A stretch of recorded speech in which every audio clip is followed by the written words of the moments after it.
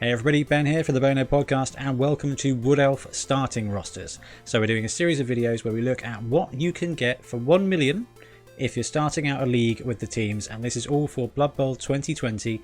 The rulebook is out, as in it's been spoiled, so what we're doing is we're looking at all the teams because league is going to change, and we are going to look at Wood Elf rosters today.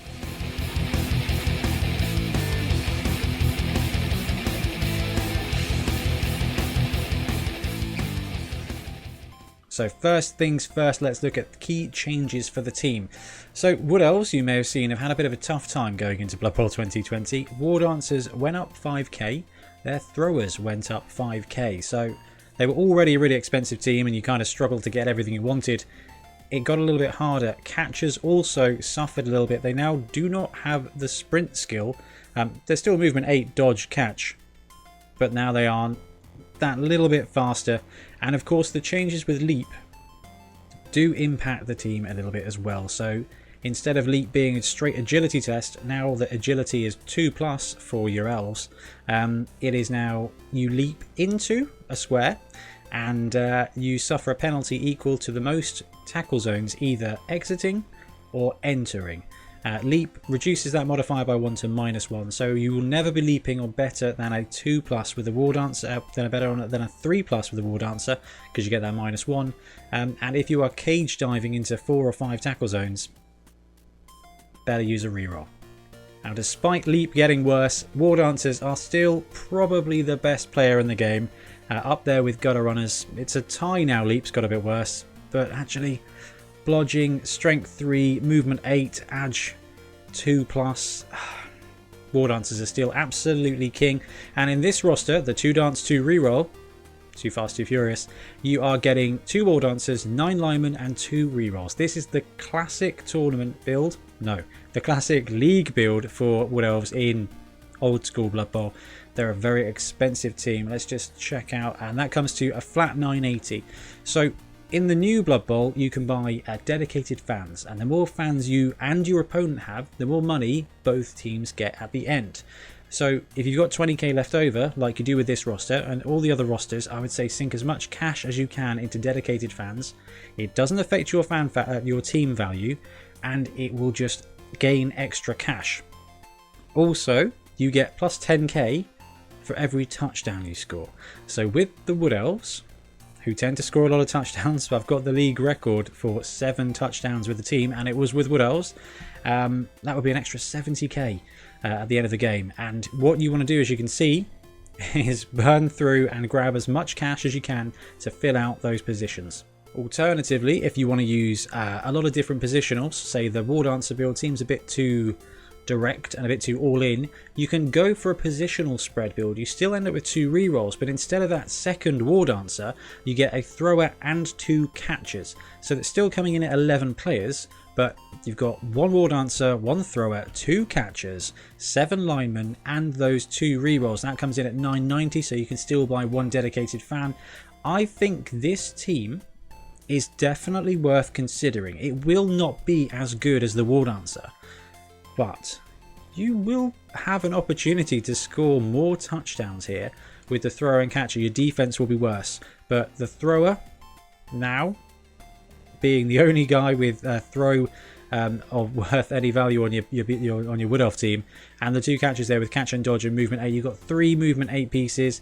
Everybody's edge 2+. The thrower has got pass, so you get that integral reroll. This team will score you touchdowns, and the more touchdowns you score, the more gold you get, and then you can get that other wardancer and you can get that all-important 3rd reroll. And if you really like throwing and you don't want to do it that way, you can go for the throw and 3 build: 1 wardancer, 1 thrower, 9 linemen and 3 rerolls. So you can still do plenty of scoring with nothing but Wood Elf linemen. Having a wardancer and a thrower is absolutely going to help you with that. Movement 7 and movement 8 of the wardancer means you will be able to score plenty of touchdowns. I would rather, I think, run one of the other rosters where you've got more scoring potential and just save up for that reroll. However, if you want to start straight out with 3 rerolls, this could be the build for you. And if you really don't like rerolls at all, what you can do is take the 1 reroll build with 2 wardancers, 1 thrower, 1 catcher, 7 linemen and that 1 reroll. What this roster allows you to do is just go all out. You don't have any leeway. You've got one reroll. Okay, so that's one leap attempt. The thrower has pass, the catchers have catch, everybody has dodge. That's not true, but the wardancer and the catcher, that's 3 people have dodge. You do have, you can play Blood Bowl with this team. It doesn't feel like you can, but you can. Now this does max it out at 1,000, so this is a straight million build. You've got nothing left over for dedicated fans, but you will be able to score some touchdowns here. And if you're not worried about saving up for rerolls, or at least you're not worried about having to save up for rerolls, definitely worth looking at. I personally think that although the 2 wardancer build is absolutely fine, I really like this positional spread build. What was it? 2 fan factor, 1 fan factor left over, 1 fan factor. So you're earning 20, 30k plus 10k for each of your touchdowns. Now with a thrower, 2 catches and a wardancer, you should be getting 2 to 3 touchdowns a game. So realistically, by the end of game 2, game 3, you should be able to buy that wardancer or buy that reroll that you're missing. I don't think it will take you long to get to a really strong position with Wood Elves. I think really ultimately they feel like they are 1 or 2 games behind other teams, and I don't think that's a terrible nerfing. I think Wood Elves were a little bit auto win, and now it does feel like they have to fight for the wins, so it really just keeps that tier 1 nice and tight. You can take trees, but trees cost 120k. Wardancers are 125. So replace Wardancer with Tree Man at any one of these lists, and you can do that. However, with the focus on getting those touchdowns for the extra gold, I really don't think the Tree Man benefits at the beginning of a build. That said, I believe there's one build where you can swap out a Tree Man for a lineman and one of your rerolls, because yeah, realistically any of these you can drop a lineman and a reroll and get a tree man in there instead.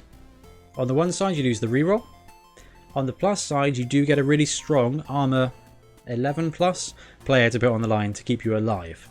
So definitely worth considering if you've got a sweet tree man model or you really want to go for some resilience. Could be good. My advice, go with the positional spread or the 2 fast 2 furious, the 2 wardancer 2 reroll build, and get that apothecary quick. Save up for your extra positionals and your rerolls. 4 or 5 games in, you'll have no linemen left because they're elves, but you will be able to buy all the stuff that you want. I'm really quite confident of that. I think Wood Elves are still going to be just fine. Anyway, that wraps it up for the Wood Elf rosters. Thank you very much for watching. Let me know in the comments below what you think of these rosters, whether you think there's a better alternative, and let me know who you want us to do next. Thanks for watching.